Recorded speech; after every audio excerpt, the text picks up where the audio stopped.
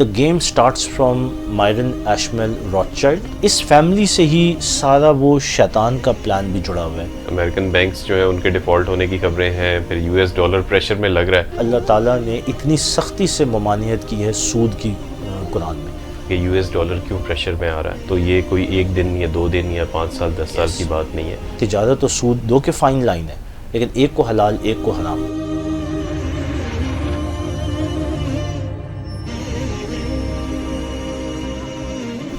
بسم اللہ الرحمن الرحیم. السلام علیکم ناظرین, میں اسد جعفری اور کیوان انور آپ کی خدمت میں حاضر ہیں. Economics the new war front کی ایک بہت ہی اسپیشل ایپیسوڈ آج آپ کے سامنے. دنیا کے حالات سر بڑے مشکل نظر آ رہے ہیں. ہم تو پاکستان کے حوالے سے بہت پریشان ہیں کہ ہمیں IMF کی ٹرنچ نہیں مل رہی, پاکستان بڑی مزریبل سچویشن میں ہے. لیکن جب دنیا بھر کی خبریں آ رہی ہیں تو پریشانی بڑھتی جا رہی ہے. امریکن بینکس جو ہے ان کے ڈیفالٹ ہونے کی خبریں ہیں, پھر یو ایس ڈالر پریشر میں لگ رہا ہے.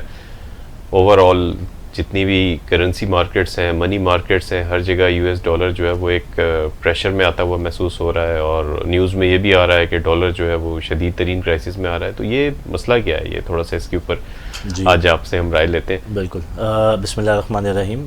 اسد بھائی, انٹرسٹنگلی ہم تو اپنی اکنامک مزری کو رو رہے ہیں, لیکن دنیا کے حالات جو ہے نا بڑی تیزی سے تبدیل ہو رہے ہیں. اور جیسے آپ نے صحیح کہا کہ یہ ایپیسوڈ کرنے کا مقصد بھی یہ ہے کہ ہماری نظر جو ہے وہ تھوڑی سی, وہ کہتے ہیں نا کہ براڈ بیسڈ بھی ہونی چاہیے, آؤٹ آف دا باکس بھی ہمیں پتہ ہونا چاہیے کہ دنیا میں ہو کیا رہا ہے. کیونکہ we are not immune, this world is now a global village. تو دنیا میں جو ایونٹس ہوں گے, چاہے وہ اکنامک ہیں یا پولیٹیکل ہیں, اس کے ظاہر ریمیفیکیشنز ہمارے اوپر بھی ہوتی ہیں. تو آپ نے جو ڈالر کی بات کی, دیکھیں یہ ایک فیکٹ ہے اور یہ کوئی تسلسل نیا نہیں ہے. یہ کافی عرصے سے ایک انہیرنٹ ویکنس ہے جو یو ایس اکنامک سسٹم کے اندر بلڈ ہوتی نظر آ رہی ہے. اور U S economy sort of جو ماہرین جو دیکھ رہے ہیں اس کو, تو وہ کہتے ہیں کہ تقریباً 2008 سے یہ تقریباً وینٹیلیٹر پہ ہی چل رہی ہے. تو یہ جو ساری صورتحال آپ نے جس طرح ڈالر کی بات کی, ڈالر انڈر پریشر کی, گلوبل اکنامک ریسیشن کی, تو یہ تو سارے فیکٹ ہیں. لیکن اس میں جو سب سے انٹرسٹنگ آواز اٹھ رہی ہے وہ ڈالر کے کریش ہونے کی اٹھ رہی ہے. تو یہ اٹ سیلف ایک اناملی ہے, کنسیڈرنگ کہ ڈالر اس وقت تو دنیا کی سب سے مضبوط اور مستحکم کرنسی سمجھی جاتی ہے. تو یہ ڈالر کے کریش ہونے کی جو باتیں ہیں نا, یہ اٹ سیلف بھی ایک کہتے ہیں کہ ایک نیا زاویہ ہے اس ڈسکشن کا, اور شاید اس کے پیچھے بہت کچھ چھپا ہوا ہے. دنیا کی ریزرو کرنسی ہونا, جس کا ہر نیشنل بینک یا سینٹرل بینک کے پاس ریزروز ہونا کا کریش ہونے کا مطلب ہے کہ پوری دنیا کریش ہونے جا رہی ہے. تو یہ ایک سادی بات نہیں ہے. اس میں کتنی صداقت ہے ظاہر ہے اس کو تو کھول سکتے ہیں, اور اگر اس کو کھولنا ہے تو اس کے لیے ہم نے ماضی کے جھروکوں میں جھانکنا پڑے گا اور کچھ چیزوں کو بنیادی طور پہ سمجھنا پڑے گا کہ یہ داستان شروع کہاں سے ہوئی. تو یہ ہم کر سکتے ہیں, لیکن یہ جو اس وقت صورتحال بلڈ ہو رہی ہے یہ اسٹینڈ الون نہیں ہے. اس کے پیچھے بہت ساری ہسٹری, بہت سارا ماضی اور بہت ساری آپ کہہ لیں کہ آرگنائزڈ جو ہے نا وہ اسٹرکچرل کچھ جو ہے نا ایکٹیویٹیز بلڈ ہوئی ہوئی ہیں, جس وجہ سے یہ سب کچھ آج آپ کو نظر آ رہا ہے. تو ڈالر کو چھیڑیں گے تو پیچھے بہت کچھ پھر ہمیں کھولنا پڑے گا سمجھنے کے لیے کہ یہ اس وقت ہم کھڑے کہاں پہ ہیں دنیا کی معیشت کو لے کے. ٹھیک ہے, تو تھوڑا سا اس کو انفولڈ میں چاہوں گا کہ آپ کریں کہ یہ آغاز کہاں سے ہوا, یو ایس ڈالر دنیا میں آیا کس طریقے سے. کیا سب سے پہلی جو کرنسی آئی تھی کیا وہ یو ایس ڈالر تھا, یا کون لوگ تھے اس کا آغاز کرنے والے؟ جی اسد بھائی, اگر ہم ہسٹری میں جائیں تو دیکھیں ڈالر آج دنیا کی ریزرو کرنسی ہے, and it is considered the strongest currency in the world. لیکن ہمیں یہ بھی تو سمجھنا چاہیے, اور پھر ہم کہہ رہے ہیں کہ یہ اب ویک بھی ہو رہی ہے یا ونریبل ہے یا کریش ہونے جا رہی ہے, یا اگر کریش نہیں بھی ہو رہی تو ایک دنیا کے اکنامک ریسیشنز ابھی ہٹ ہونے جا رہے ہیں.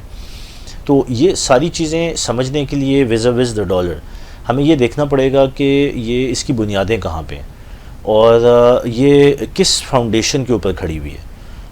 جب ہم اس کو سمجھیں گے تو ہمیں سمجھ میں آئے گی کہ ڈالر اصل میں اس وقت ہے کہاں پہ.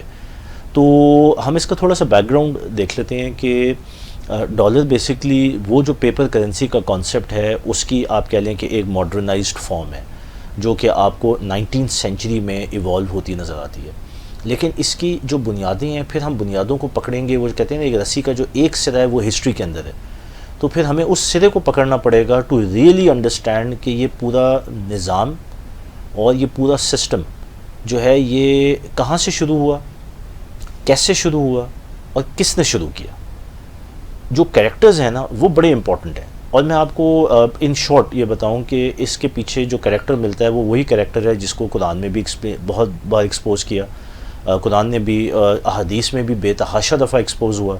اور اللہ کا جو اللہ نے ہمارا کھلا دشمن جو ہمیں بتایا ہے شیطان, اس کے جو دنیا میں سپورٹرز ہیں یہ وہی سپورٹرز ہیں جنہوں نے اس سسٹم کو ایوالو بھی کیا, بنایا بھی, اور اس کے پیچھے آج بھی موجود ہیں.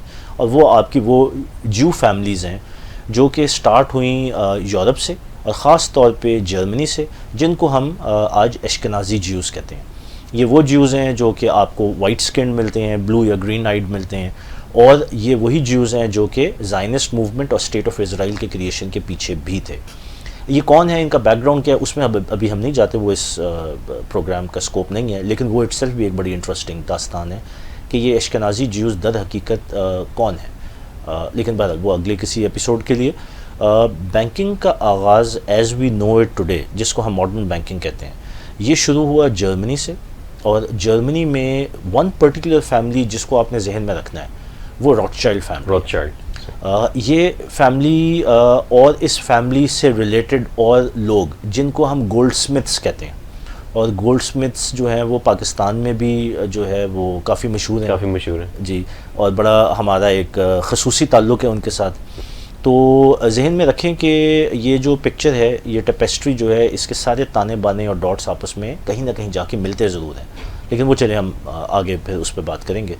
تو یہ جو مائرن ایشمل روتھشائلڈ, یہ جرمنی میں بندہ تھا, اشکنازی جیو تھا, اور اس نے بیسکلی یہ گولڈ سمتھ تھا, اور یہ جو ہے یہ بیسکلی فاؤنڈنگ فادر ہے اس وقت جو ماڈرن فائنینس یا ماڈرن بینکنگ کا جو تصور ہے, جس کو ہم پیپر کرنسی کی بھی فارم کہہ سکتے ہیں, جو اس وقت دنیا میں رائج ہے.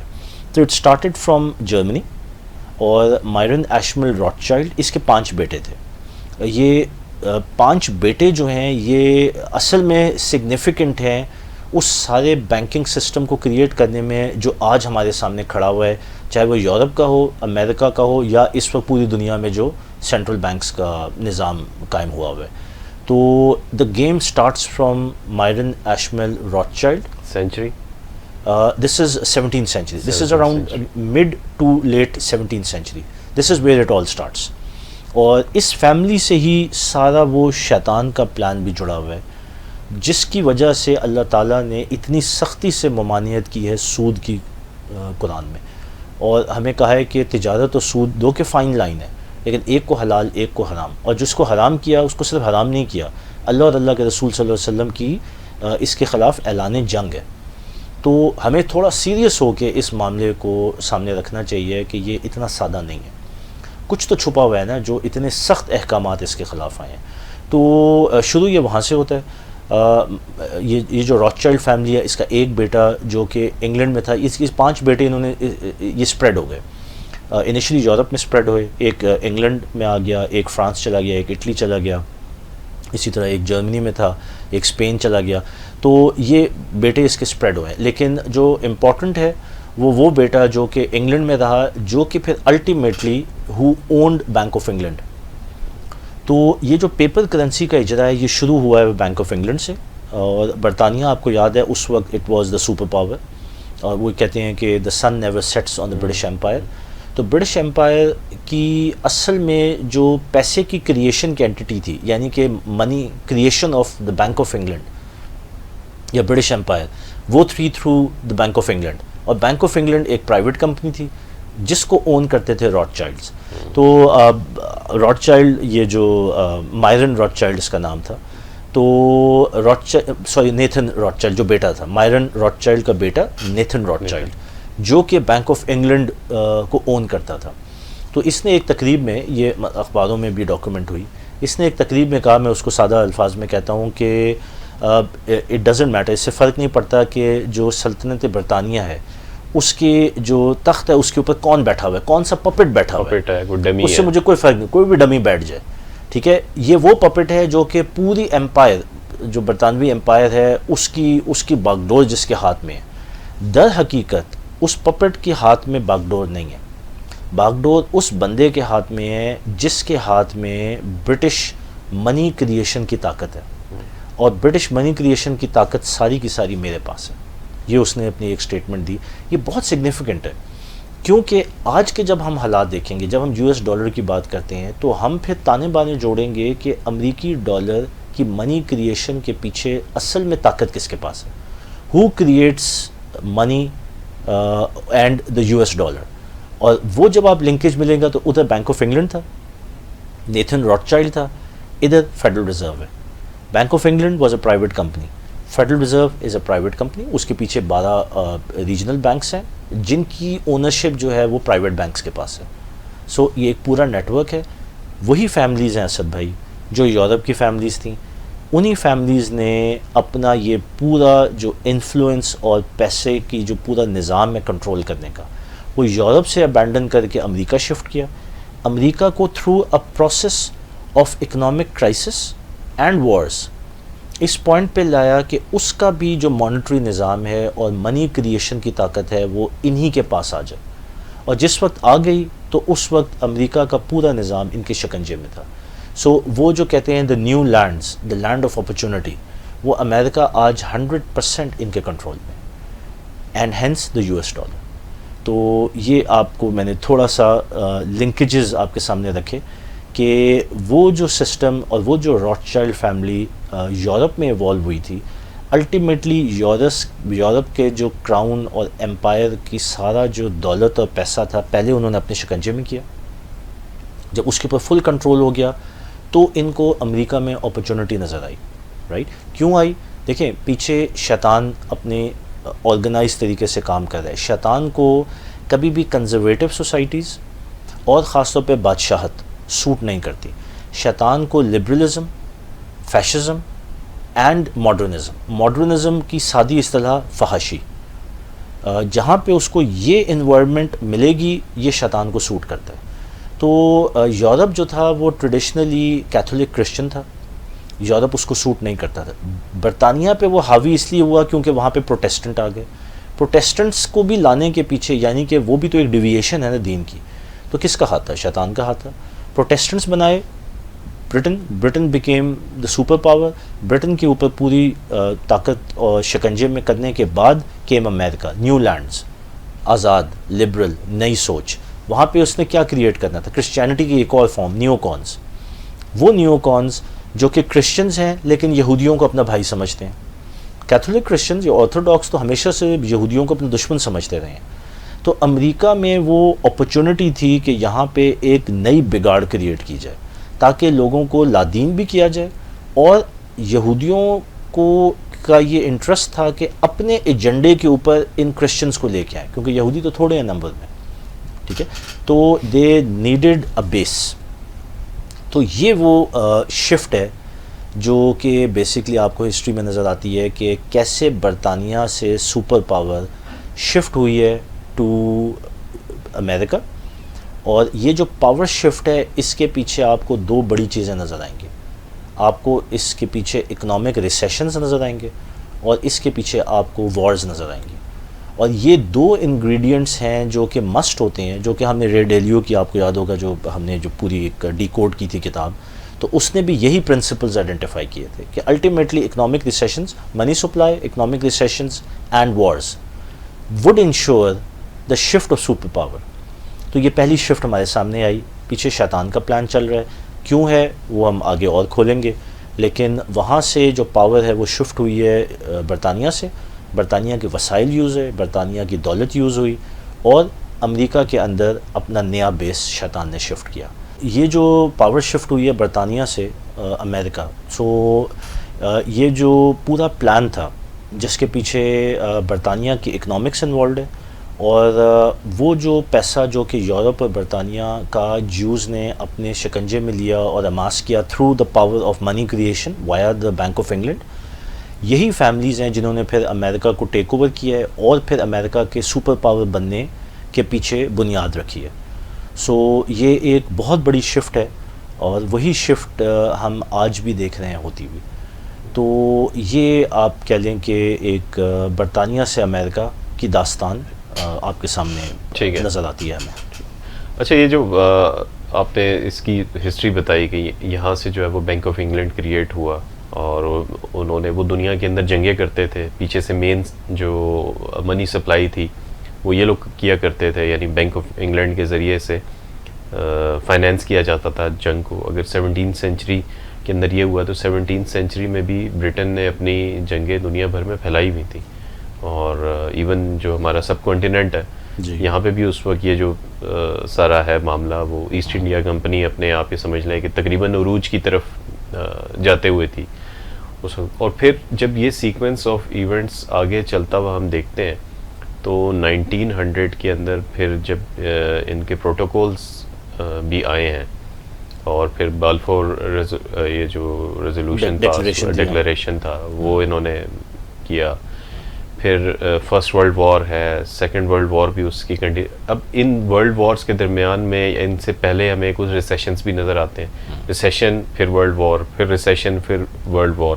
اچھا، ان دونوں ورلڈ وارز کے درمیان میں جو عظیم سلطنت عثمانیہ تھی، خلافت تھی، وہ اس کا فال نظر آتا ہے.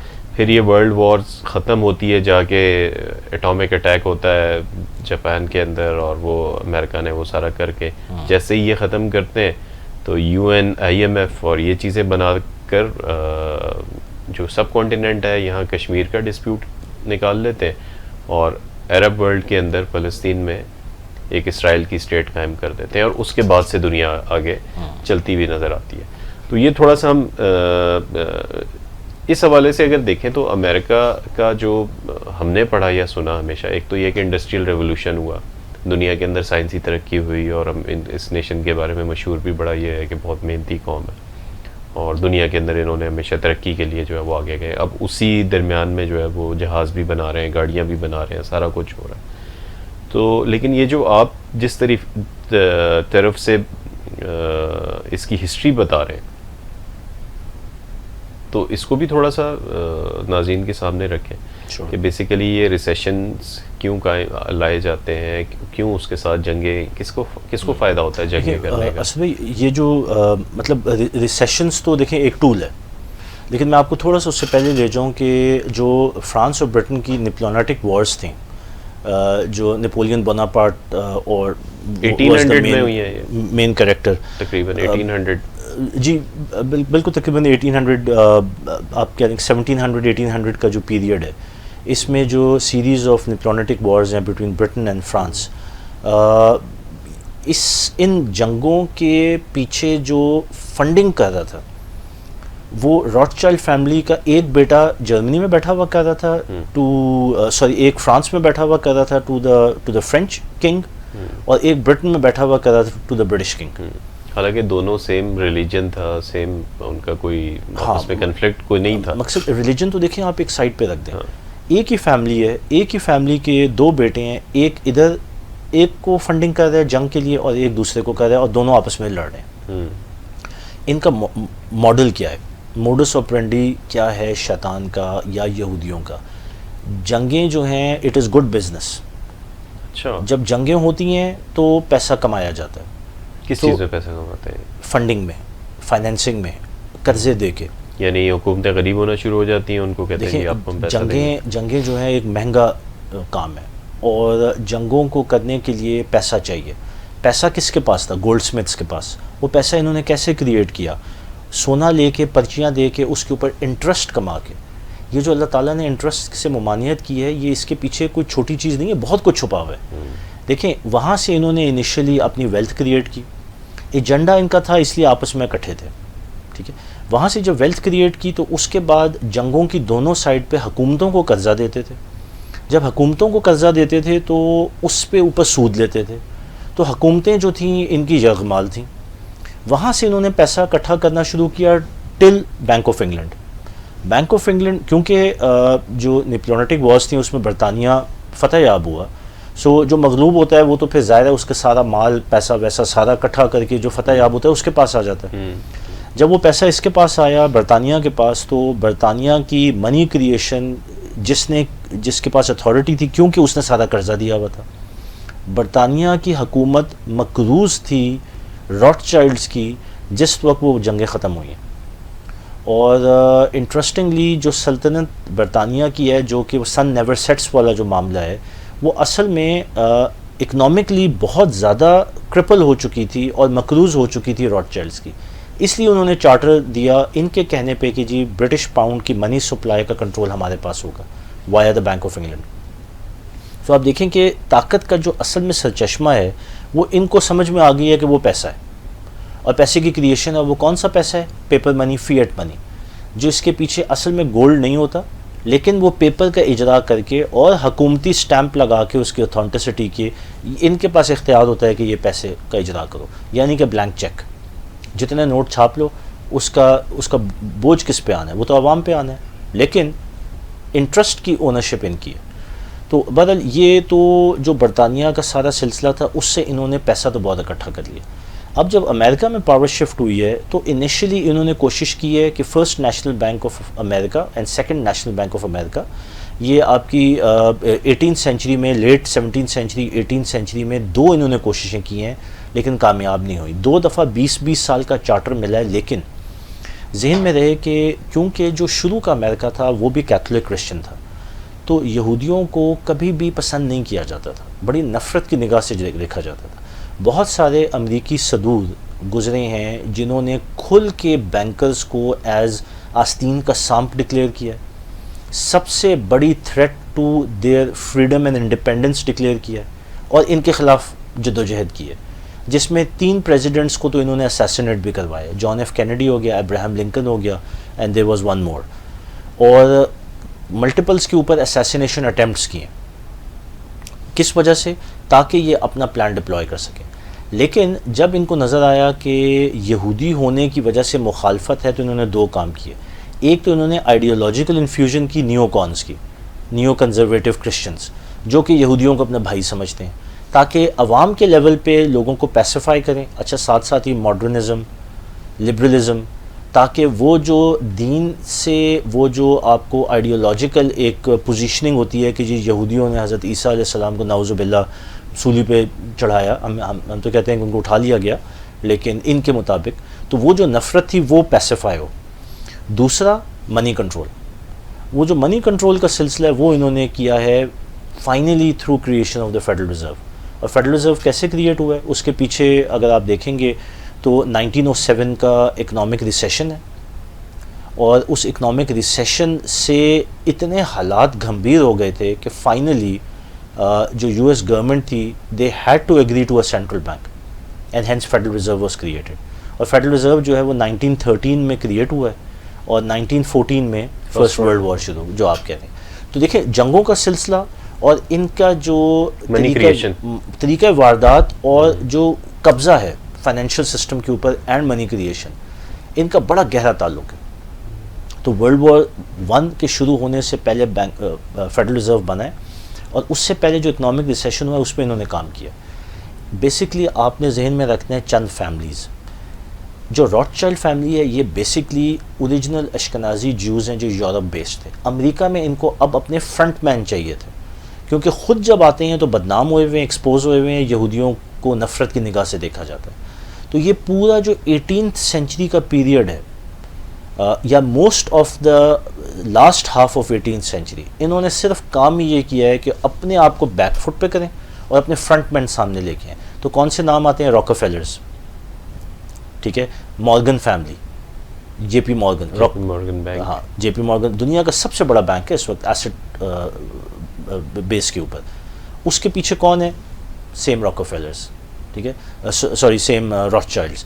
راکفیلر ریل روڈ کا پورا جو نیٹ ورک امریکہ کا تھا, اس کا پورا ریل روڈ نیٹ ورک اور انڈسٹری کے اوپر جو حکمرانی تھی وہ راکفیلرز کی تھی.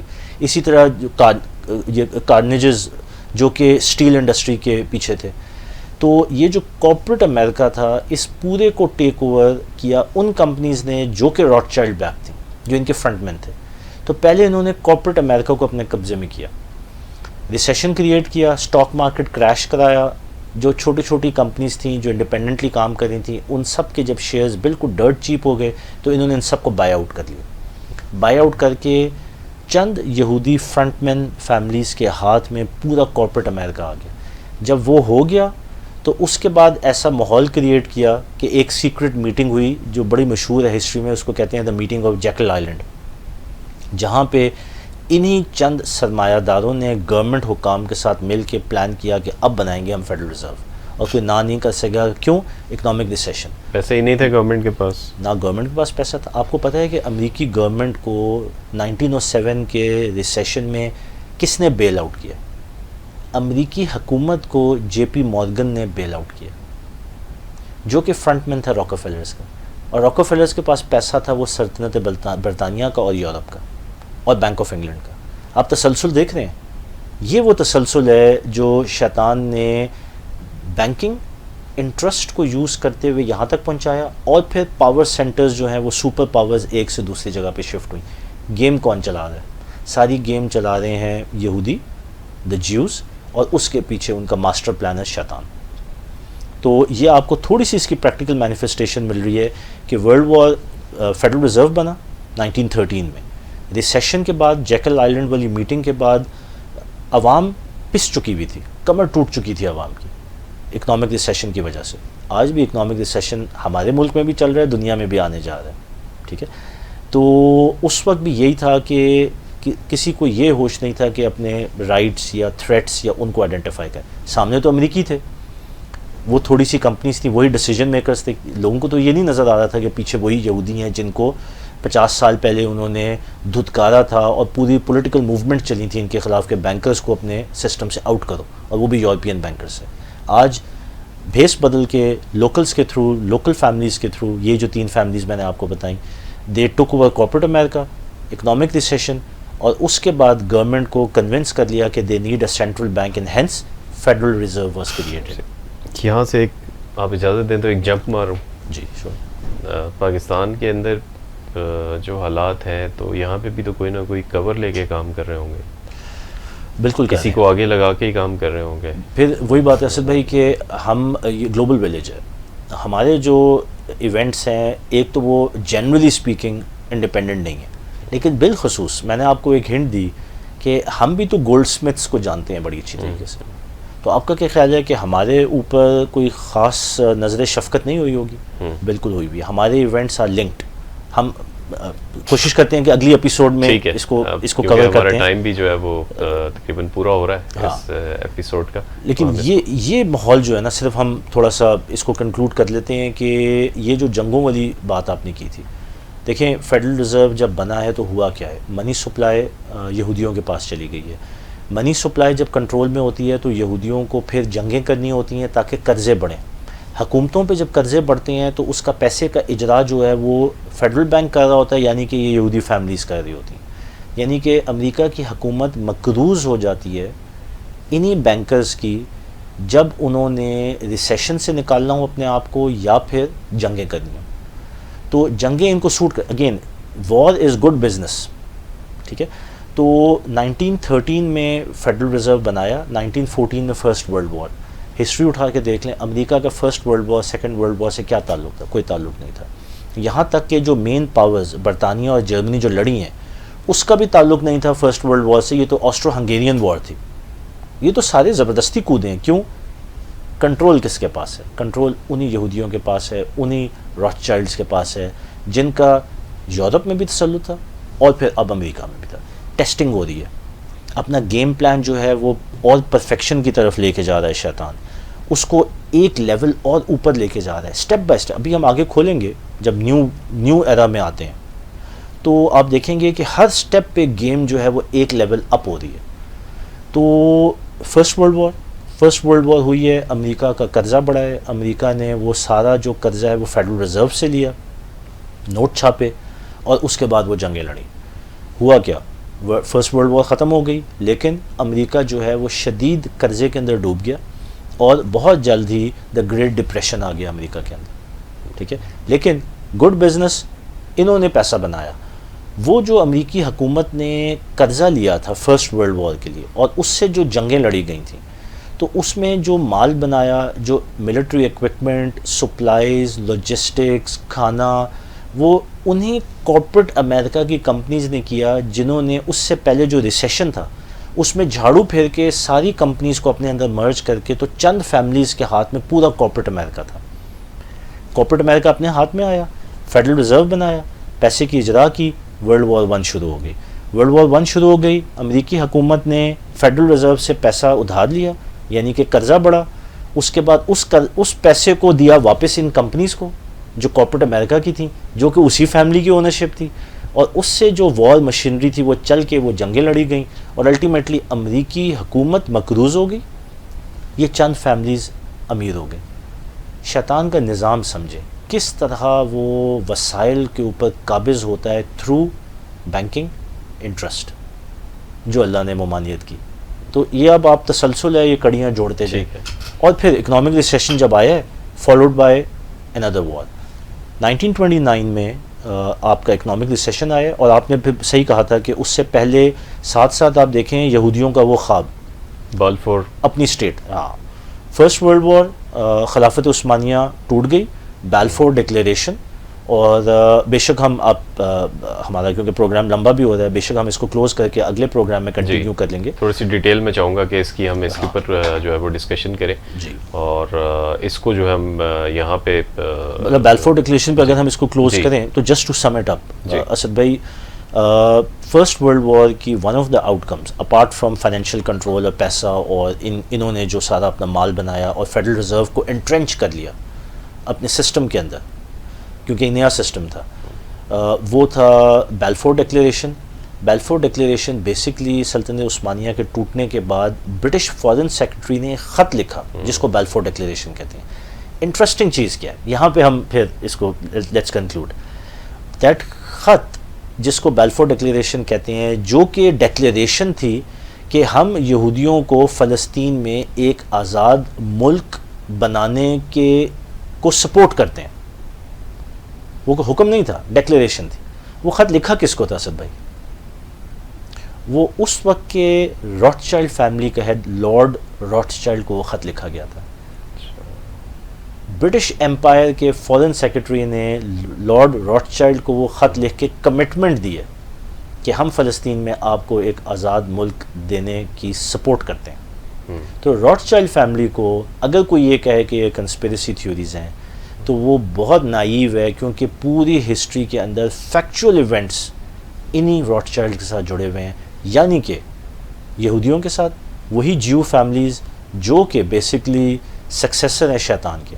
اور آپ نے وہ جو پچھلی ایک چیز کو ٹچ کیا تھا، وہ بات پھر اگلے میں اگر آپ چاہیں گے تو کھول لیں گے، وہ ہے protocols of the learned elders of Zion. سب چیزیں آپس میں کنیکٹ ہوتی ہیں. ٹھیک ہے، تو یہ آپ نے ہماری اس ایپیسوڈ میں بیسیکلی اس کوشچن کو ایڈریس کیا کہ روٹ کاز اگر سمجھنی ہے کہ یو ایس ڈالر کیوں پریشر میں آ رہا ہے، تو یہ کوئی ایک دن یا 2 دن یا 5 سال 10 سال کی بات نہیں ہے، بلکہ یہ ایک ہسٹری بھی اصل میں پورا گیم پلان ہے، پورا گیم پلان ہے، اور یہ بہت ہی طویل عرصے سے ان ایکشن ہے یہ.